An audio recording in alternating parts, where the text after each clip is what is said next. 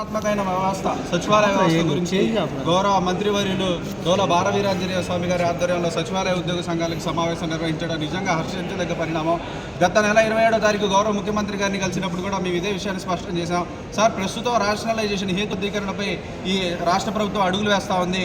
ఈ రేషనలైజేషన్ చేసే ముందుగా, ఈ హేతుబద్ధీకరణ చేసే ముందుగా సచివాలయంలో ఏదైతే ఉద్యోగులందరూ ఉన్నారో వాళ్ళందరికీ కూడా సర్వీస్ రూల్స్ క్రియేట్ చేయాలని అడిగాం. పదోన్నతి ఛానల్ని క్రియేట్ చేయాలని అడిగాం. స్పష్టమైన జాబ్ చార్ట్ రూపొందించిన తదుపరి మాత్రమే రేషనలైజేషన్పై చర్యలు తీసుకోవాలి ముఖ్యమంత్రి గారు అని చెప్పి మేము గౌరవ మా కేఆర్ సూర్యనారాయణ గారి ఆధ్వర్యంలో గౌరవ ముఖ్యమంత్రి గారిని వెళ్ళి కలిసాం.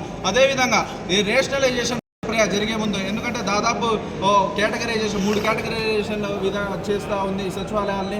అదేవిధంగా ముగ్గురు మల్టీపర్పస్ ఫంక్షనరీస్గా, టెక్నికల్ ఫంక్షనరీస్గా, ఆస్పిరెంట్ ఫంక్షనరీస్గా చేస్తూ ఉంది. ఈ మల్టిపుల్ పర్పస్ చేస్తున్న ఉద్యోగులు దాదాపు రాష్ట్రంలో 50,000 మంది ఉద్యోగులు ఉన్నారు. ఈ నలుగురికి మల్టిపుల్ పర్పస్ అనే విధానంతో ఎంతమంది ఎన్ని విధులకి కేటాయిస్తారు, ఎన్ని విధులు వీరి చేత పనులు చేయించుకుంటారు అనేది ఈ రాష్ట్ర ప్రభుత్వం స్పష్టత ఇవ్వాల్సింది. ఇదే సమావేశాన్ని మేము ప్రస్తావించాం. గత 5 సంవత్సరాల నుంచి సచివాలయ ఉద్యోగులకు జరిగిన అన్యాయాన్ని మేము ఖండిస్తూ ఈరోజు సచివాలయ మంత్రి గారి దగ్గర మేము ప్రస్తావించాం.